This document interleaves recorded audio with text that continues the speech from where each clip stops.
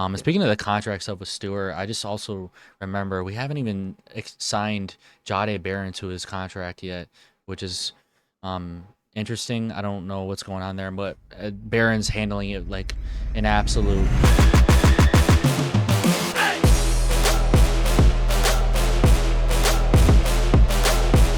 Welcome back to another episode of the Broncos Avenue podcast. I'm your host, Amir Farrell, co-host Evan Petruk. The Denver Broncos are predicted to add a generational talent to replace a starter who has a $39 million contract.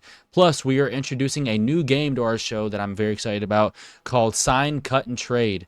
You guys, if you're familiar with our show, we've been doing a game called Cut and Keep where I give Evan two players on the Broncos roster, or it could be in the past, like legendary players and whatnot, or even busts. We did one with like Damari Mathis and Josh Reynolds and Tremont Smith, some like not necessarily like free agent busts, but you get the point. And then he signs one to the roster and then cuts the other. So now we're gonna be doing sign, cut, and trade, similar to the game Fuck, Marry, Kill. If you guys have ever played that in school or whatever, but super excited to dive into today's awesome episode. But Evan, how are you doing, brother?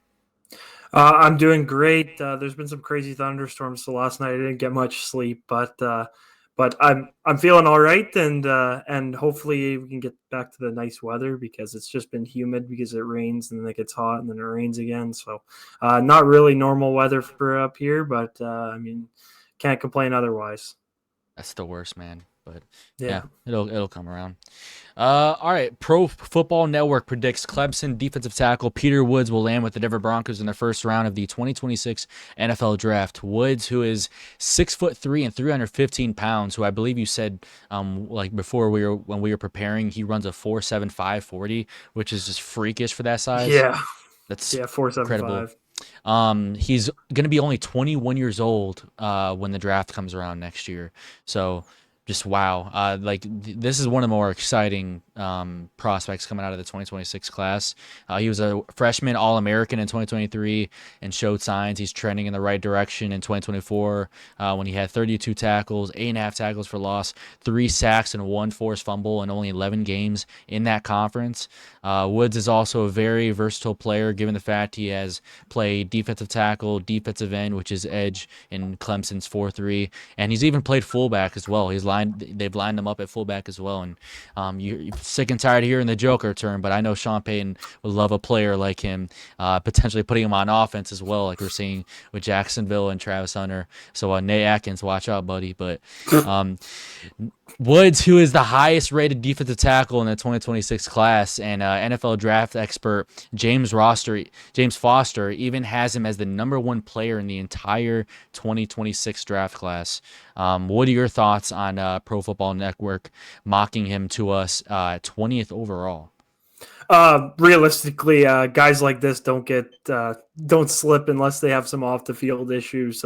Like even Jalen Carter had those Yeah. off the field issues with the the stereotypical Georgia football player driving infractions. So and he only slipped to 8 or 9, I think. And I had money on him to go first overall. I'm not going to lie, but I mean, whatever it is, what it is, and he's one of the best defensive tackles in the league. But I don't see this guy slipping to us. I think we're going to be picking later than 20, and I don't see him slipping to 20 just off of like the attributes that he has. He's like you said, 6'3", 315, runs a 4.75. His pass rush bag is a little bit limited in the fact that he kind of gets like stagnant, like he does the same thing every time, and then a smart offensive lineman can kind of pick up on it. But just the raw talent and explosiveness that he has jumps out on tape, and he's just a freak athlete, man. Guys like that don't slip to 20, and if he can refine, like he hasn't had the best production at college, but it's been solid production, and like you said, he's excuse me, he's trending in the right direction, and I think that any player, like look at Shamar Stewart, obviously I don't know about the contract situation that's going on, and he did slip a little bit later, but it Is he was a still very, not very, signed yet? yeah, still not. It was a very, very deep class for the edge. Obviously, defensive tackle, it's a little bit a different of a position. I think this guy would be playing obviously defensive end for us, but I think that the guys like this, like Shamar Stewart had what was a combined like 4.5 sacks over 3 Yeah, years or something like three that, and and a he half, still four and a half. gets he gets selected in the top 20. So guys like that with raw talents, combine monsters. 'Cause I'm assuming this guy's gonna have an unreal combine. they don't really go. They won't slip as far as we need. So, do I think it's a nice mock? Yes, because I'd love to have a guy that's this good, but I don't think it's very realistic. I mean, it's early to tell, but I don't think it's very realistic. Yeah, it's funny you mentioned Jalen Carter. He feels like that next Jalen Carter prospect at that position coming out. And Yeah, speaking of the contract stuff with Stewart, I just also remember we haven't even signed Jade Barron to his contract yet, which is um, interesting. I don't know what's going on there, but Barron's handling it like an absolute. I'm not yeah. throwing any kind of shade at Shamar Stewart. Like that whole front office just seems like I don't even know. Yeah, I But don't think that the Baron thing is necessarily like I think they're just finalizing it. Like it doesn't seem like they're out to get each other and they're not probably, yeah, agreeing on definitely some things. I think the Shamar Stewart one's a little different because they decided to pick him to set the example for the fact that they're not giving any rookies any guaranteed money, which is just like an insane thing to do as an organization. I mean, I don't know what the heck's going on in their heads, but yeah, I think it's a little bit of a different scenario. I think that it's just getting the fine details and maybe, Barron's, spending time with family or something like that. And he's just like, I'm not worried. I'm not in a rush to sign this contract. They obviously Denver's got the cap space to sign him. So I don't think it's too big of a deal. I think it will get done before training camp, obviously. But I think it's two completely different scenarios considering the fact that we have heard absolutely nothing about it. And I feel like, if you're a guy that's like, I'm not saying that Shamar Stewart, excuse me. I'm not saying that he's in the wrong or anything, but yeah. like Jade Barron doesn't seem like the kind of guy that would, even if there was a disagreement, wouldn't like be like, hey, like look what they're doing. Obviously different situations, but Yeah, he's handling it very maturely. He's been there every single day this off season, even in and out of the facility when there isn't OTAs and whatnot. So it's good to hear that. Obviously, those things will come eventually before the season.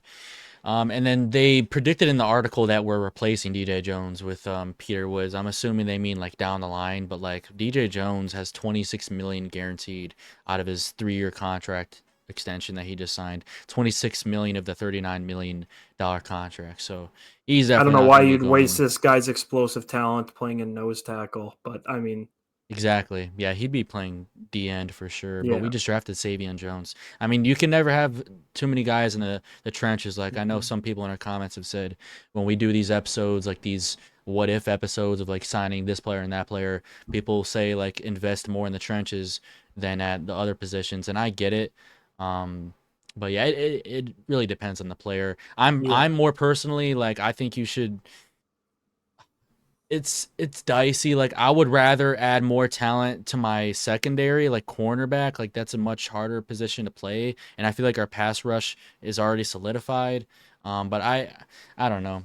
What do you think about that type of situation? Because I feel like some people think if we're gonna add, like I see some people say if we're gonna sign someone, it's gonna have to be on the defensive line, not at Oh, wide I see receiver. what I see what you're Yeah, saying. I think our depth at the defensive line is definitely deeper than our secondary. yeah, I But agree. I do understand where they're coming from. You at least need to have two levels of NFL caliber talent to start and play games because these guys like even just like packages and schemes like they're getting rotated out because they're not scheme fits right. And you get a guy like DJ Jones who's such a good nose tackle, but like a guy with that much weight on him, like obviously he's a pro athlete, but like you got to get that's got to be exhausting. Like he can't play Yeah, all downs, right? Like you got to have guys that can rotate in to keep fresh legs because as soon as that nose tackle gets tired and he starts getting bullied, they're just going to run up the gut. And they know like they have coordinators that watch for that kind of thing. So they see guys taking plays off and stuff like that. They'll go and attack and punch them right in the mouth. So it's definitely something that I can understand where these people are coming from, but I definitely think our depth at the defensive line position, like obviously it's not one position, but across the defensive line is definitely greater than our cornerback depth. So, and I know that you agree with me on that. So for you guys wondering, saying, hey, why are you guys saying we need defensive line depth because everyone needs defensive line depth? This is us justifying why we're saying we want secondary depth over defensive line depth. yeah, 100% agree. And yeah, those guys get gassed pretty easy, but Yeah. I think yeah, I would say we're way closer. If the injury was had happened to a secondary, we would be in a much more dangerous situation. Whereas if that were to happen to our defensive line, so let Levi us, Wallace. yeah, Levi Wallace scenario, perfect Mm-hmm. example. And I'm very confident in Chris Abrams' drain coming in. So this defense, um, very confident as well. So let us know what you guys think in the comments. So, all right, I'm going to go ahead and introduce this game, sign, cut, and trade. So, if you guys don't know, I'm going to list 3 players. You got to sign one to the roster. Obviously, all these guys are already on the roster. In today's game, I'm going to do like 4 matchups, so 12 total players, and they're all going to be current active players on the roster. You have to sign one to the roster, cut one off the roster, and trade another away. So, you would essentially have to put yourself in the GM shoes. And once again, I have to, if you're new to the show, this is not taking away anything from the player that we decide to cut or trade away. It's just a game. It's simply for fun, just because there's literally, and I mean literally, nothing to talk about in the off season right now. Training camp is still like almost a month away, or at least 3 weeks away. So the first one I got is our wide receiver room. Troy Franklin, Marvin Mims, and Pat Bryant. Keep in mind when you decide who you're trading, you got to keep like value in mind. Because one player, they might be better, but like a younger player might get more value. Dog, like you could have given me an easy one to start out. Like, I always cook up with these, all man. right, You know, keep Pat Bryant, trade saw that Marvin coming. Mims, cut Troy Franklin. Keep Pat Bryant. You traded Marvin Mims or what? Yeah. Traded Marvin Mims, cut Troy Franklin. And I know like it's that's hard to say because we have Cortland Sutton and a better compliment would be Marvin Mims, but we get the best trade value for Marvin Mims. And I like Pat. I'm not saying I don't like Troy Franklin, guys. Don't attack me and call me a Troy Franklin hater. I love Troy He's Franklin, calling but Franklin a bust. yeah, but I have such high hopes for Pat Bryant, and I think that Pat Bryant is going to be an elite NFL receiver. So I'm gonna say I'm gonna keep Pat Bryant just based off of the fact that I think he's gonna be really good.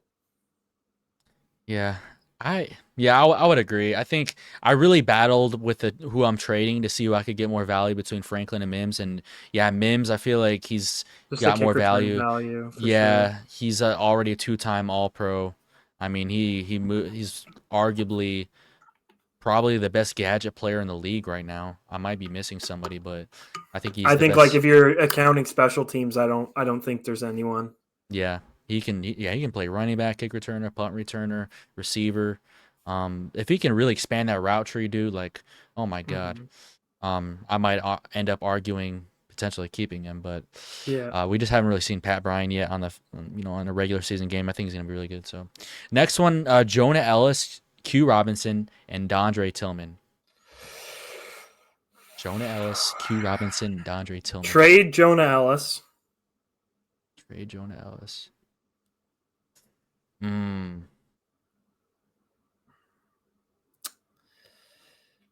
Keep Dondre Tillman. Cut Q Robinson, but that's oh, fuck. Whoa.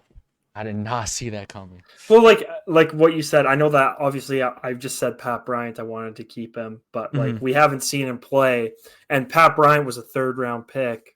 Q Robinson was like what a late fifth round pick, He's a fourth fourth round. round pick. So it's I don't know. It could change during the season, but I think that you get the best value obviously for Ellis, and then I think that I'm just going off of like the value you could get for Ellis because you pretty much could get nothing for either of the other guys. Maybe I don't know, but then you look at it like the fact that you could get some serious special teams value, like Nick Saban's greatest special teamer of all time. So, in his own words, not we're not saying that as clickbait. Like Nick Saban says, he's the best special teamer he's ever coached. So, um, it's definitely hard, but I do really like Tillman. I have big expectations for him this year. But I don't know. That one's a toss up for me. But I think trading Ellis is the best route to go there. Yeah, it's tough because I originally thought trading Dondre Tillman, even though I love him so much, just because you literally invested a veteran minimum contract in this dude. So Yeah, imagine you can get some trade value from him. that's Like, true. You're just like yeah, making it appear out of nowhere. yeah, exactly. And then I struggle between keeping Jonah Ellis and Q Robinson. I'm low-key going to keep Jonah Ellis, man. I love Jonah Ellis. If he Yeah. can just stay healthy, please, I'm going to go keep Jonah Ellis, cut Q Robinson, and trade Dondre Tillman. I don't know though. I low-key might want to trade Q Robinson though. He'll get more trade value than Tillman. But if teams actually do their like diligence on him, they would trade a Yeah. good. That one's really hard, That is a honestly. really hard one. I can see you justifying any one of the options that you have. So Yeah, seriously. Next I got our linebacker room. Drew Sanders, Dre Greenlaw. Keep the contract details in mind. And Alex Singleton. trade Drew Sanders, keep Dre Greenlaw, cut Alex Singleton. That's the easiest one by far. Wait, repeat it again. Keep Dre Greenlaw, Keep trade Drew Sanders, and cut Alex Singleton. You Yeah, wouldn't get that's much the safest. value for Drew Sanders just because of the lack of production and injury history, but you would get more value, obviously, than Alex Singleton. And then Dre Greenlaw, I think, is going to have an all pro year at linebacker. So I don't give a shit about the contract if he's playing ball. Exactly. Yeah, that's the safest option in my opinion. Yeah. And the very last one, it's gonna be multiple positions. Riley Moss, Brandon Jones, and Garrett Bowles.